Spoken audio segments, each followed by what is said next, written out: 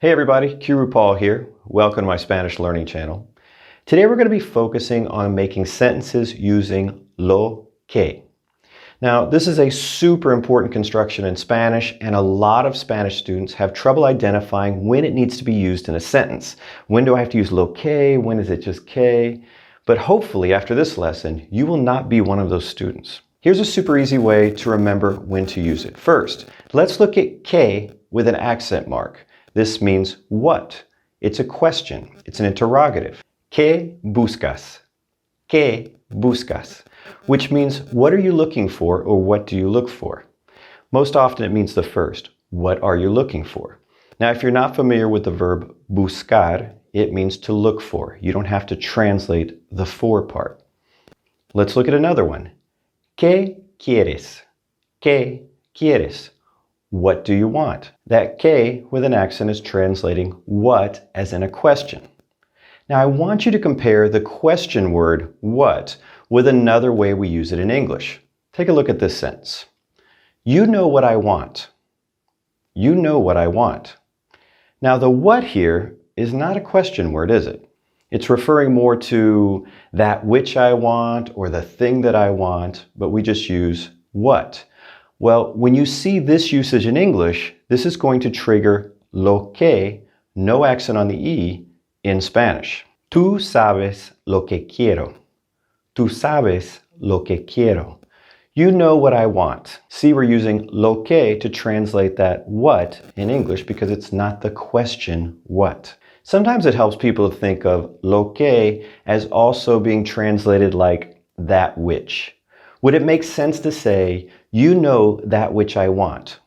Sure, it sounds a little awkward in English, but it is a good way to remind you that lo que needs to be there. And it's also two words, so it reminds you sometimes to use two words in Spanish. Let's take a look at some other sentences, and you decide if it's just que with an accent, meaning what, which is a true question, or lo que, meaning that which. Now, depending on your level of Spanish, you may not know all of the vocabulary used in these examples or how to translate certain parts of the sentence, but hey, that's okay. If you never push yourself and leave your comfort zone, your Spanish is never going to get better. So I want to kind of help you do that. I want to help you get better a little bit each day. So here's our first sentence. What do you want to accomplish? What do you want to accomplish? So is that the que with an accent mark or the lo que without an accent? Clearly, this is a question, so it's the que with an accent. ¿Qué quieres lograr? ¿Qué quieres lograr? What do you want to accomplish? If you don't know that verb lograr, you might want to throw it into your vocabulary. It's useful for accomplishing goals, objectives, things like that. Compare that to this sentence. What I want to accomplish is to establish a good working relationship with my colleagues. I know that's a long one, right? It's just to give you an example. Remember, push yourself. Okay, so this is not a question word. What is not being used as an interrogative here, right? So we know we're going to be using lo que. And yes, lo que can start a sentence. Lo que quiero lograr es establecer una buena relación laboral con mis colegas. So think that which I want to accomplish is. Maybe that's easier for you to remember to use the lo que. So you can tweak that formula a little bit and use hacer, which means to make or to do. What do you want to do? ¿Qué quieres hacer? What do you want to do? That's the what again, the question word. Well, I could respond with something like, what I want to do is, that what is not the question word, right? So it's lo que, no accent. Lo que quiero hacer es, that which I want to do, or the thing that I want to do is. It's a good sentence starter. Okay, hopefully by this point in the video, you're starting to get the whole que with an accent thing down because you use it that way most of all anyway, right? So let's do some sentences with just lo que. I'll give you some to work with. I don't understand what Juan wants. I don't understand what Juan wants. No entiendo lo que quiere Juan. No entiendo lo que quiere Juan. How'd you do on that one? Feel free to stop the video if you want to and kind of work through these, or even if you want to write them down. So here's another one. I heard what Maria said. I heard what Maria said. You got a couple options with this. Escuché lo que dijo María. And Spanish word order is a little bit more flexible. Escuché lo que María dijo. You might be wondering why I use the verb escuchar instead of oír, which means to hear. Now, generally I'll use oír if I hear a sound or a noise or something like that, but sometimes I'll still use escuchar. And I don't know if that's more of a Mexican thing that I picked up there, but if I'm listening to someone, like hearing what they're telling me, I'm going to be using escuchar. Here's another one for you. What I mean is that I don't want to go to the beach. What I mean is that I don't want to go to the beach. Lo que quiero decir es que no quiero ir a la playa. Lo que quiero decir es que no quiero ir a la playa. And if you're not familiar with like I mean, in Spanish there's a couple different ways to say that, but one of them is I want to say, quiero decir, right? Lo que quiero decir, hey, that which I want to say, I'm trying to say, es que no quiero ir a la playa. Is that I don't want to go to the beach. Now that second K there, we didn't talk about it in this video, but I do talk about it in another video where I kind of compare the K with an accent, the K by itself like this, and the low K. This one is best translated as that.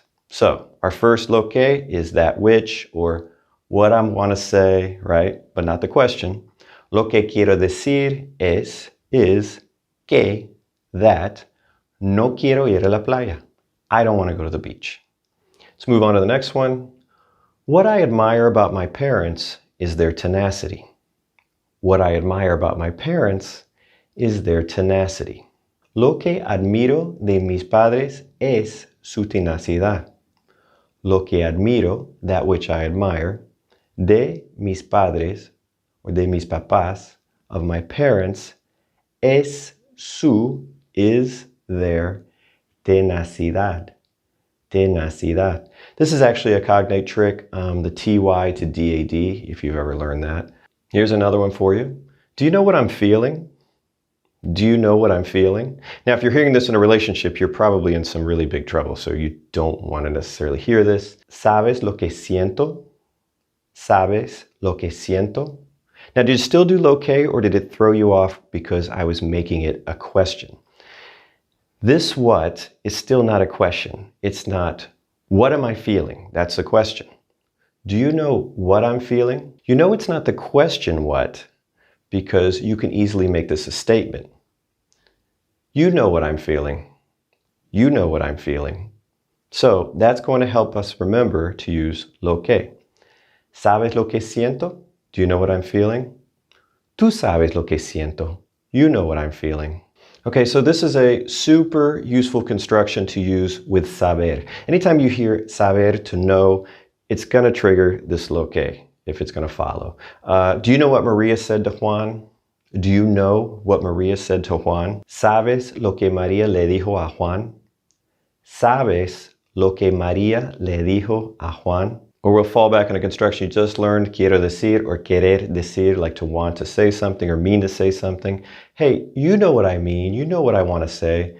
¿Sabes lo que quiero decir? Or tú sabes lo que quiero decir. Remember, you can drop that subject if the verb conjugation makes it clear who we're talking about. In this case, sabes is in the informal, right, present tense for tú, and it can't belong to anybody else. So, tú sabes lo que quiero decir. Hey, you know what I want to say, or just sabes lo que quiero decir. Okay, so this is all a piece of cake now. You've got this down, right? Now, since I just mentioned that idiomatic expression, a piece of cake in English, meaning something's very easy, I want to teach you the Spanish equivalent of that, and it's kind of similar. Es pan comido. Es pan comido. It's eaten bread. So now, anytime you want to say piece of cake, you can just say es pan comido. Well, that's it for today's lesson. If you enjoyed it, if you'll just do me a favor and remember to hit the like button, it helps me with the whole YouTube algorithm. Also, we're getting very close to 10,000 subscribers. Super excited. This channel's never been super popular. I've had it for several years. It did suddenly start picking up popularity because people are finding it through my main channel, Two Expats Mexico. which is something I've only been at about a year. That's where I do videos about living in Mexico, moving to Mexico, and just Mexico-related things. All right, well, that's it for today. Hasta luego.